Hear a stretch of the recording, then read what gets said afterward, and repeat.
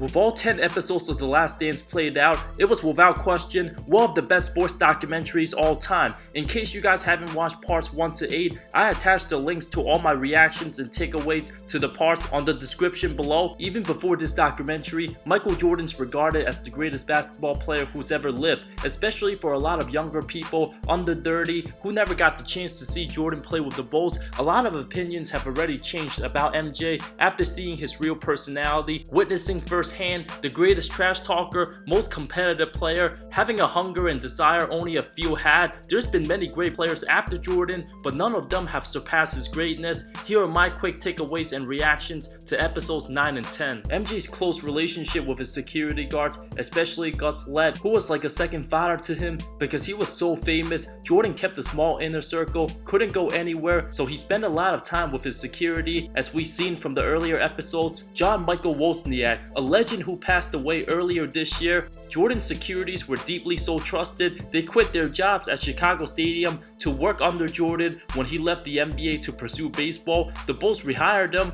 Gus and Jordan had a deep bond, was there to take care of MJ, especially the time when his dad was tragically killed. Whatever Jordan needed, Gus was always there. Going through a long fight with cancer during the 98 playoffs, Jordan helped pay for his medical expenses and ensured he was admitted to Northwestern Hospital. The two talked about everything together. Gus made it back in time for Game 7 against the Pacers Eastern Conference Finals, a grinded win with sheer will and determination. Gus was the type of guy who never asked anything of Jordan, not even an autograph. Gus spent many years in the Chicago Police Department. Jordan called him a very positive inspiration. Gus passed away in November of 2000 from cancer at age 64. The flu game, still one of the most iconic performances to this day. Everybody was shocked Utah was able to tie the series in the 97 finals. Those 6 games were way closer than everybody thought. After Jordan proved he was superior the first 2 games, Malone responded in Salt Lake City, winning 3 and 4, the only time he outscored Jordan that series. Heading into Game 5 in the pre-social media era, everyone found out 2 hours before the game. Marv Albert announced Jordan was suffering from flu-like symptoms, sweating profoundly. It seemed like Jordan could have passed out at any moment during the game, but continued to dominate, played a whopping 44 minutes, down 16 in the first half, had an incredible 17-point second quarter. Tim Groover revealed Jordan actually had food poisoning the night before he got hungry. There was no place to eat, decided to order pizza, tells Mike, "I got a bad feeling about this." Out of everybody in the room, Jordan was the only one that ate the pizza. Then 3 a.m. came around, Jordan curled up in the fetal position, feeling absolutely terrible. Over the years, there's been many conspiracy theories on Jordan's suffering, whether he had too much to drink or was he really that sick. The Bulls were down 5 heading into the 4th, physically drained, having an ice pack every time he came to the bench, dehydrated. Just to win a basketball game, anybody with real food poisoning knows how hard it is to wake up and go to work, let alone play in the NBA Finals against a 64-win team. An amazing performance, 38 points, 7 rebounds, 5 assists, 3 steals, nailed the go-ahead 3 for the lead in the final 30 seconds. A gutsy performance, adding another moment to enhance his legacy.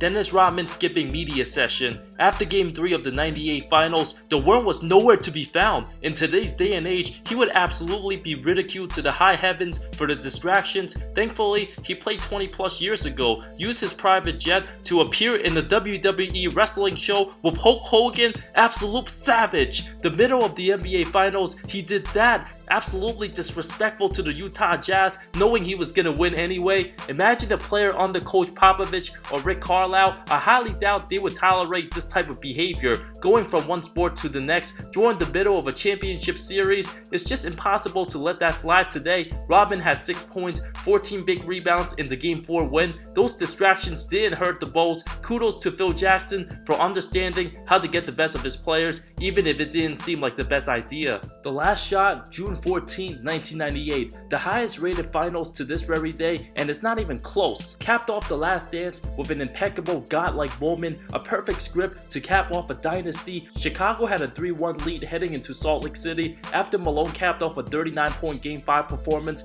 The Bulls banged up on their very last legs, the most vulnerable of the 6 Bulls title teams. Scottie Pippen had a back-back, having tons of treatment, hurt himself early on, in serious pain, missed the entire second quarter. Ron Harper dealt with a flu. Dennis Rodman only averaged 3 and 8 for the series, was a half foot out the door. The party life was catching up to him. Jordan barely got any rest, played all 82 games, including every postseason game the last 3 seasons. Combined with a grueling 7-game series against Indiana, the Jazz swept the Lakers in the conference finals. Getting more rest, 35-year-old Jordan single-handedly carried the Bulls the whole game. Co-coached the only other Bull to reach double figures. MJ absolutely destroyed Brian Russell. Malone also dominated for Utah, 31, 11, and 7. Found Stockton for a clutch jumper to put Utah up 3. Jordan scored a few ticks later, anticipated the Jazz game plan. MJ came from the weak side, spiked the ball away from Malone, down 1. No other player on his team touched the ball, had a nasty crossover, nailing the dagger in the coffin. Still the most incredible finish in NBA history. Capped off title number 6, his final play with the Chicago Bulls, proving why he's by far the best to have ever played this game.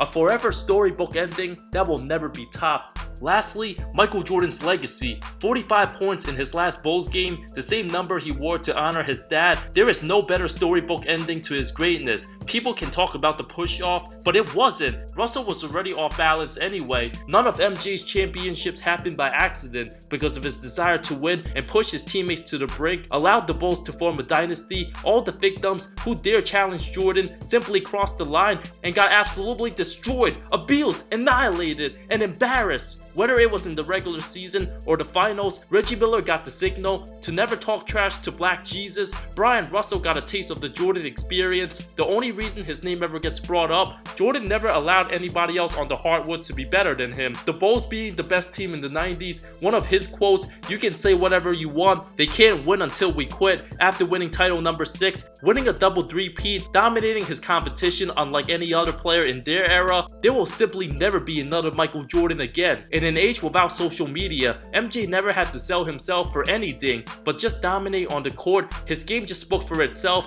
His presence capturing everybody's eyes, as powerful as any athlete, led to the inspiration of future stars that came after him. If it wasn't for Jerry Krause's jealousy, Jordan might very well have won 7 championships. This documentary should be considered for a 7th title. 20 plus years later, Jordan's still the most successful athlete today, the first ever ball player to become a billionaire. His name, fame, and greatness continues to be better than ever as time goes on. Thank you so much for watching this video. What are your thoughts on The Last Dance? The best sports documentary you ever seen? Let me know in the comments below. I love all of you. See you next time.